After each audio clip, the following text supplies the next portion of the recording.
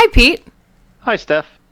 Today I wanted to talk about the Fourier transform, and I'm going to talk about how it works mathematically and ways you can manipulate it in Simcenter Test Lab Neo. Does that sound like fun?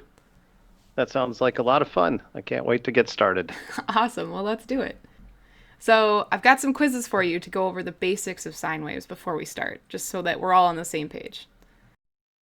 Oh, you didn't say anything about quizzes, but I'll try and do my best. Oh, okay, we'll give it our all. So, if I have a sine wave, something that repeats over time, what is the frequency of this sine wave? Well, I think I see it repeating twice over 1 second, so I'm going to go with 2 hertz. I think you would be right. There's two complete cycles, one cycle, two cycles over 1 second. So 2 cycles a second, 2 hertz. Very good. I'm going to up the difficulty a bit. What have I done now? Well, over the same 1 second, I now see 4 cycles, so I think you've doubled the frequency. I'll go with A. Very good. Yes, I have doubled the frequency. So I've increased the cycles per second. So now instead of 2 hertz, you're right, I'm at 4 hertz. But did anything change with the amplitude? Nope, the amplitude looks the same. And I was kind of curious, the reason we're looking at sine waves, is it because the Fourier transform breaks down any signal into sine waves? Yes, Is- absolutely. Okay. So that's why we're looking at how these sine waves work. Okay, I wasn't quite sure at first, but now I can see where we're going. Like everything we do with the Fourier transform will have something to do with these sine waves, huh? Correct. So what have I done now, Pete? The PowerPoint doesn't really have a lot of precision there. I can't see if that's 10 volts or not, but it looks like to me, well, that you probably doubled the amplitude of the sine wave, but maybe C is applicable, as far as PowerPoint goes, since there's no actual measurement grid. Yeah, you're right. I should probably add a 10-volt line up here so that we can all see, and a minus 10 volt down here. But what I've done is double the amplitude. So this is another parameter we can tweak when we're looking at sine waves. We can tweak something called the phase, which is how shifted the sine wave is along this line, the frequency, which is how many cycles per second, and we can tweak the amplitude, which is stretched out this sine wave is. Yeah, so just three things to describe a sine wave: Mm-hmm. phase, amplitude, and frequency. Cool. So we talked about amplitude, but if I were to just give you this wave, Pete, and I would say, what's the amplitude of this sine wave, what would you say? Well, I was about to go with A, 5 volts, because I can see clearly that the peak hits 5 volts, but it also, on the downside, goes down to negative 5 volts, which is a 10-volt range total. Maybe it depends what people mean by amplitude. It could be 5 or 10, and 3.5, I don't even know where that comes from. But Yeah, it's a trick question. You're right. It could be all three of these answers. So 5 volts, like you mentioned, is when you measure the peak voltage. So from the midway line of the sine wave up to the peak, this would be 5 volts. You could do peak to peak, which would be 10 volts, as you mentioned, 5 here and 5 here. Or this 3.5 is the root mean square, or RMS, of the signal, sort of like the mean average energy of the signal. And this is the peak value divided by a square root of 2. So depending on how you report your values, these are all correct. It's going to change what those numbers are. And there's a way to manipulate them in test lab that we're going to see today. So we talked about why we're looking at the Fourier transform, and I just want to give an introduction to what we're really going to be doing before we look at the math. So here I've got a complex waveform, right? Now, Pete, if I asked you what's the frequency of this wave now, what would you say? I have no idea looking at that. Yeah, it's difficult to tell because it's not just one sine wave now, right? You can see maybe we've got a sine wave here that's got this low frequency beat, and we've got these little sine waves here. So this is a combination of sine waves, and it turns out that when we're measuring real signals in the real world, any signal that we measure can actually be broken down into a summation of different sine waves, just like we have here. So if I were to take this wave, and I would use the Fourier transform, I'm going to break this down into all the sine waves that sum up to equal this waveform. And this is in the time domain. But now, usually what we're interested in when we look at these waveforms is the frequency domain. As Pete famously likes to say, we like to know who to blame when we're doing engineering. So if we have something mechanical and we know for a fact that the compressor runs at this frequency, which seems to be dominating, and maybe some gear noise happens around this frequency, we can say, hey, a lot of the frequency noise is driven by the compressor, not as much the gear noise. So we would say, compressor people, you need to change how this is designed so we can lower this amplitude of this frequency. Yeah, in the Fourier transform, is it the case that there's only one set of sine waves in the world that's the blue and green sine waves that sum up to the red, or could you have other combinations? So, like, you could potentially end up blaming someone else. There's only one solution that will add up to this exact waveform, and the Fourier transform is going to tell us what that solution is. Okay, so we can definitively blame someone. There's not multiple ways of looking at it in the frequency domain for a given time signal. Correct. It's exactly what we're going to do. So this would be our output, and this is the FFT spectrum. And we say FFT, it's short for fast Fourier transform. So Fourier transform is the math. A fast Fourier transform is the computer algorithm that calculates it. So there's a small distinction, but if we're saying FFT, generally what we're talking about is performing a Fourier transform. And did Siemens implement the fast Fourier transform in their software, or did they go with the SFT, the slow Fourier transform? We only implement the fastest Fourier transform. Oh, good. So we're going to look a little bit about the math on how Fourier transforms work. I think once you understand this, then it becomes a lot more clear what we're actually doing. And this might look really complicated, but it's actually incredibly simple. So what we're doing is we're taking some discrete points we've measured. This is a signal. So if I have measured 10 points in a signal, then the n number of points would be 10. So we're taking our real signal and we're multiplying it e to the j 2 pi over n times kn. And this looks really complicated, but this is actually just Euler's formula. And this can really only be broken down into sines and cosines. This breaks down into a complex value of sine of some frequency. I'll call that k, because that's what I have it defined as here, plus cosine of k. And then we're summing the result together. So really, Pete, all we're doing is we're taking our data, we're multiplying it by sines and cosines at different frequencies, and then we're summing the result together. And if the result is really high, then we know that whatever sine waves and cosine waves we plugged in matched our signal. And if the summation is really low, then we know that whatever sine waves and cosines we plugged in did not match our signal, and they're not present in the signal. So let's take a look at what that looks like. We're going to take a look at the signal, and we're going to look at it in the time domain, and we're also going to look at it in the frequency domain. So I have a signal. Here are my points. We're going to pretend that I measured this. And right off the bat, Pete, can you tell what frequency this is? Maybe not totally, but yeah, it would help to know that's over 1 second. So it looks like there might be 2 cycles of a sine wave there, if that is indeed a sine wave. So we've digitized a signal on our computer and we have these discrete points, and I can imagine maybe a 2 hertz sine wave. Yeah, and you'd be correct. I'm going to spoil it for people here so we have a good idea of what we should get going into this. This is going to be a 2 hertz sine wave. But because we're building an FFT, a Fourier transform, we don't know what sine waves are present. So we're going to guess, and we're going to guess all of them. But for this purposes, I'm only going to guess up to 5 hertz. So when I guess, I'm going to start with 0 hertz. So I have a sine wave that's 0 hertz, and the sine of 0 is 0. And the cosine of 0 is what, Pete? 1. 1. So instead of a nice sine wave, because I'm at 0, I'm going to get 2 lines. If I multiply every point by 0, so we take our points, we multiply them by each other point in our sine wave, and then I sum them together, what am I going to get? I think you're going to be summing a bunch of zeros together, Steph, so hopefully you'll get 0. Yeah, I'm going to get 0, and I'm going to plot that. I'll use red to describe the sine. I'm going to plot that at 0, so I'll get 0 for a sine wave. Now this one's a bit trickier. What happens if I multiply all my points by 1? And maybe I'm imagining things, but you'll get the exact same yellow signal, but then you said you sum everything together, and it looks like half of your points are above 0 and half are below 0, like maybe even by the same amounts. So like you said, that would be pretty tricky, but it looks like you might still get 0. Yeah, that's exactly right. I have this high 3 up here and this low 3 down here, and because I'm multiplying everything by 1, these end up canceling, each of these points end up canceling, and I end up with 0.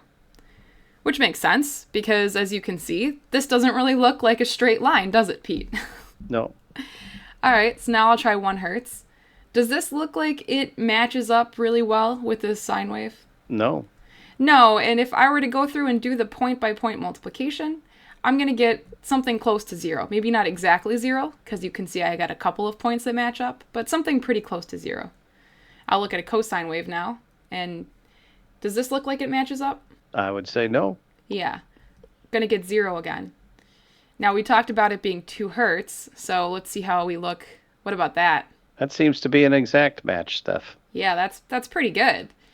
Now, Pete, what's going to happen if I multiply 3 by 3 and minus 3 by minus 3, and then I sum the result together? Well, 3 by 3 is 9.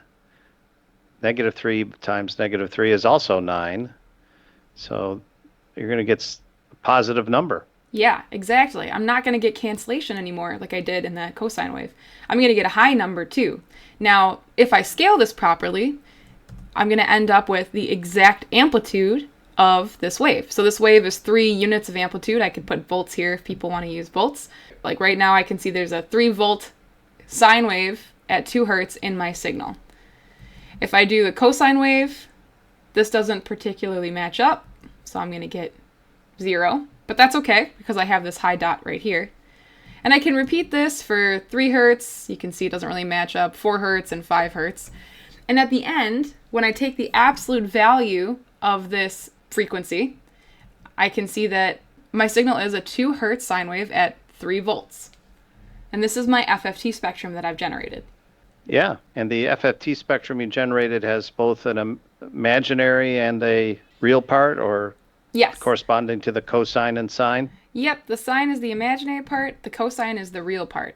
And the really nice thing about that is because these waveforms are 90 degrees out of phase, when we have a sine wave that's shifted out of phase, this is a perfect sine wave, for example, but we're going to look at one that's not a perfect sine wave. Because we know the relationship between the imaginary and the real components, we can still get the right answer. So that's kind of like the magic behind the FFT. So let's take a look. I'm going to go back and forth so you can see, Pete. If you just take a look at these dots, I have shifted them now over. Do you see this? I see shifting. And I've started from back at 2 hertz because that's what I'm interested in. So I've shifted it over. Now it's 2 hertz, but it's an out of phase signal. And if I plot the sine component, does that look like it's correlating now? No. No, it's not correlating at all. But now I'm going to look at the cosine component. Does this look like it's correlating? Not really. Not really, but when we do the point-by-point multiplication, what we're going to find out is we still get a minus 3 times a 3, so that's minus 9. And then another 3 times a minus 3, another minus 9. And we're going to end up with, if I go through and I multiply all these numbers, we're going to end up with a really high negative number. So when I plot my FFT, instead of being up here, we're going to be down here. Now, in math terms, that means I'm negatively correlated, but it's still correlated. And if I were to look at the absolute value, then I would see, because it's minus 3, if I looked at the absolute value, I would get a spike up here. So even though it's out of phase, it doesn't matter, because mathematically speaking, it'll still come up with a high correlation. Negative correlation, but a high correlation.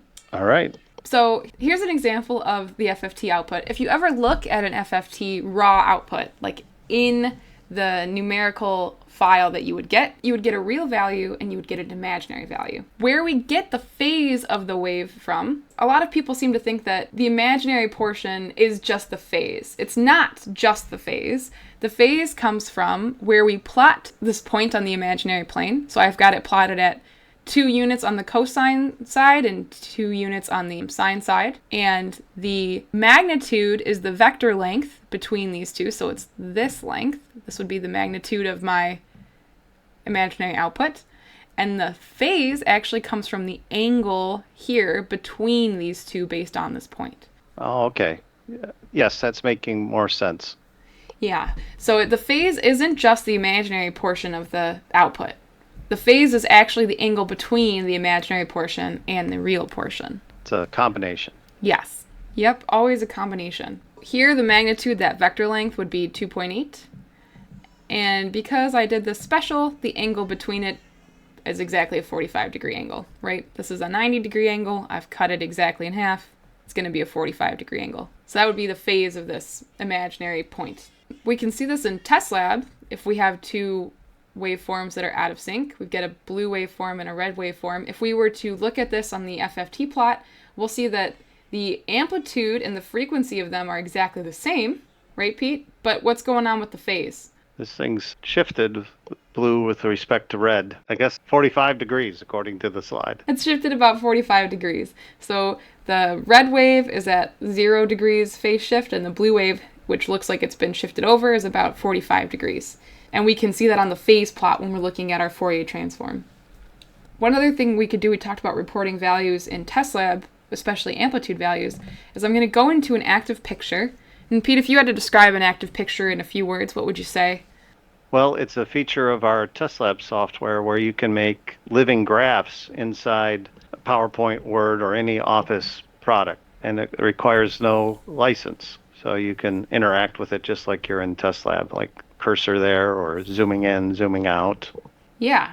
So I've got a spectrum, and here it's got some phase, because it's a spectrum. We'll talk about the difference between that and something else. A spectrum is the direct output you get from an FFT. So if you run an FFT algorithm, you're going to get a spectrum. If I want to scale this differently, so right now I have it set to 0.4. If I come in and I change this from peak to peak to peak, you can see that I've shifted my data down quite a bit, right? I've scaled it differently, and now the output reads peak.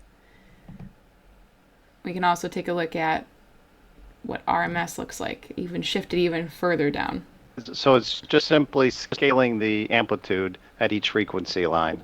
Yep, just scaling the amplitude. We're not actually changing the signal.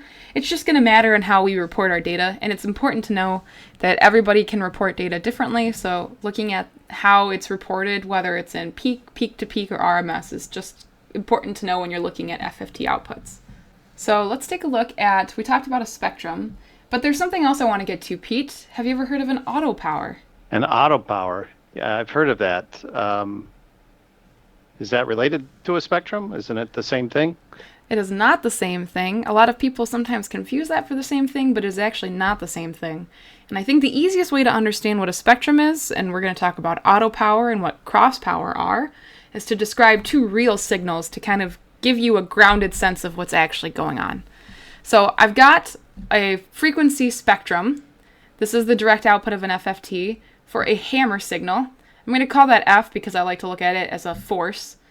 And then I've got a frequency spectrum of an accelerometer, and I'm going to call that X. So these are actually complex numbers. What we get out of the FFT when it's a spectrum is a complex number. We talked about that. But an Autopower is not a complex number.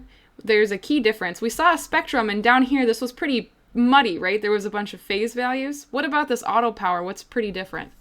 Well, this Autopower happens to be a little smoother than the red one. Yeah, it has variation in amplitude, but in the Autopower there is zero variation in phase. It looks like the phase is zero.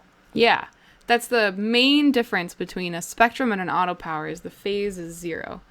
And the reason for that is actually pretty simple. So if we take a signal, which is what we're going to be doing, and we multiply it by itself, technically this little star means it's complex conjugate. That's where the auto comes from, and Autopower. We can take a look at this mathematically. So the complex conjugate just means it's the negative version of the imaginary part. So we have a plus bi times a minus bi, and if we do some distribution, we can see that we have a squared minus bi cancels with this plus bi, and then a negative 1 times a negative is a positive, so we end up with a squared plus b squared. So, Pete, now we're missing our imaginary portion. So is this going to have a phase? It's going to be all real, so yeah, the phase will be zero, or that angle. Yeah, so there will be no phase. Yeah, no phase. Now, why would we ever want to see an Autopower, Pete? Why would we ever even do this? Why would we ever want to see a signal and not know its phase? I'm not sure why. So one of the reasons why is if we're taking data that's recorded over multiple amounts of time, what can accidentally end up happening is we could catch the wave in one direction and we could catch a phase in the other direction, and these can end up canceling. So when we go to average our spectrums, we can average something close to zero. Now, that's not what's actually happening in the real world. We have a signal that's maybe very loud, for example. It's not actually averaging to zero, but because we haven't tweaked the math, we might accidentally get something that looks like it's averaging for zero. But if we square it, if we multiply the signal by itself, now you can see that we get rid of those negative values. So no matter what we do for averaging, we're not going to average it to zero. We're going to get the true amplitude, if you will. Squared amplitude. Yeah. So this 5-volt signal, when you square it, -5 times -5 becomes 25. 5 times 5 is 25. It's all positive. Yes. Okay. But I think that's also, why I never average. No long I guess signal. there's reasons why you want to average too. So we want to average, but not have to worry about the phase causing cancellation. So we talked about Autopower, but you've probably heard of Crosspower. Do you have any idea what Crosspower is? Would it be like the multiplying or conjugate multiplication of a signal by another signal as opposed to itself? Yeah, so now instead of multiplying a signal by itself, we're multiplying a signal by another signal. So in my example, we have F, which is the hammer, the force signal from the hammer, and X, which is the response signal from an accelerometer. And we can multiply these signals together. And let's take a look at the math now when we try to cancel these. So we have some real values, probably not necessarily the same thing, and some imaginary values.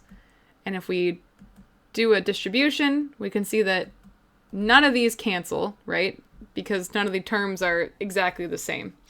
So we are going to maintain that imaginary portion, and we're going to keep our phase. So when you do a cross correlation function, unless it happens to be an identical signal, you're going to get a real and an imaginary? Yes.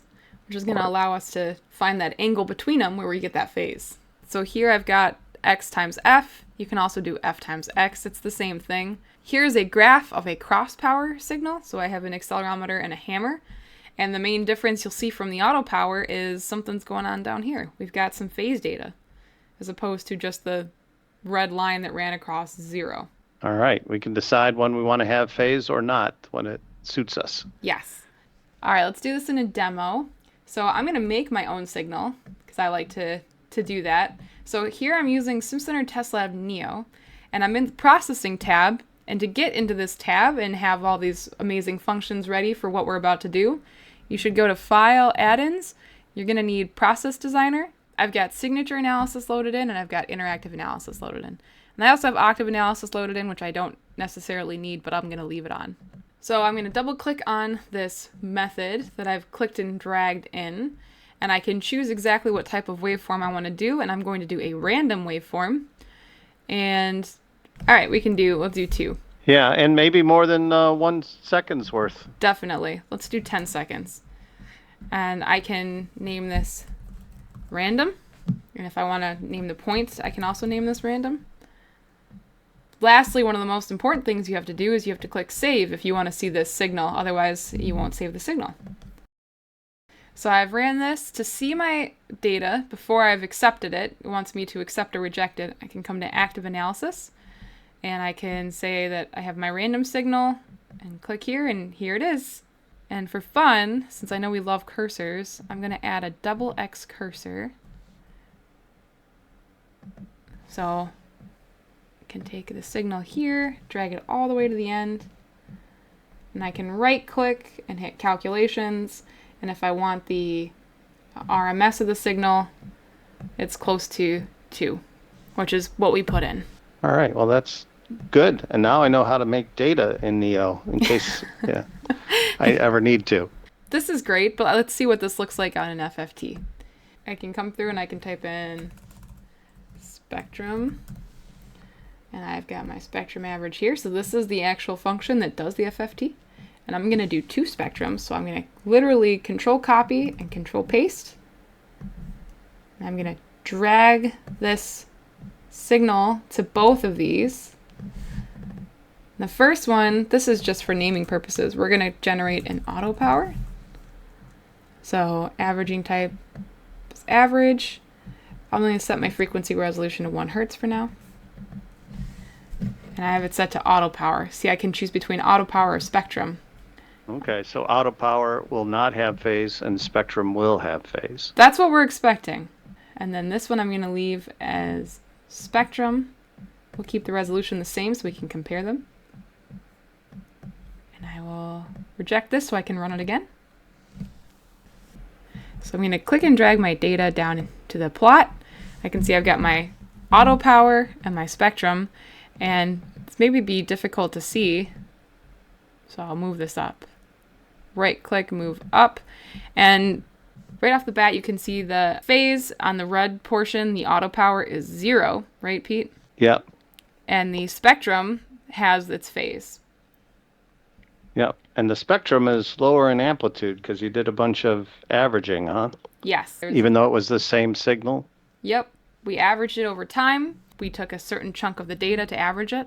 And because of that, we got some cancellation. So it looks like it's lower, even though we know that that signal is not. All right, so we looked at Autopower. Now let's take a look at Crosspower. So what did we say we needed for Crosspower? We can do it with just one signal? No, I think you're going to need 2 signals for that. Yeah. All right, so I'm going to grab another signal generation.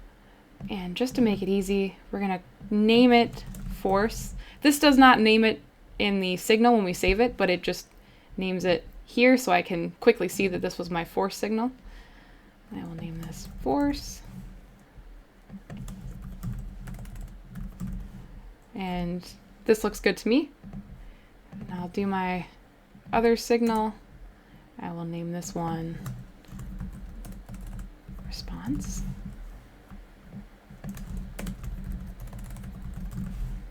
And once again, this general name is optional. So to do a Crosspower, you're going to have to go back to the add-ins. We have a new add-in that it came up as of 2506. It's the multi-reference processing add-in. So I'm going to click load. That's going to open up a new library I can use over here. My response signal, I want to make sure I change this channel ID from C1 to C2. So we have 2 distinct channel IDs. We've got the channel ID of our force signal and the channel ID of my response signal. Now I'm going to click and drag this Crosspower over and connect it. Then I come in here, can change my frequency resolution, and then I can pick out what my reference channel ID is. And for this one, the hammer was the reference. My fake response is that accelerometer channel that I've come up with, channel 2. I can hit close, and now I can hit run, and I've got a Crosspower. All right. Go back to I've got a Crosspower, and I can even put it in this Bodhi plot so I can see that it does indeed Crosspower.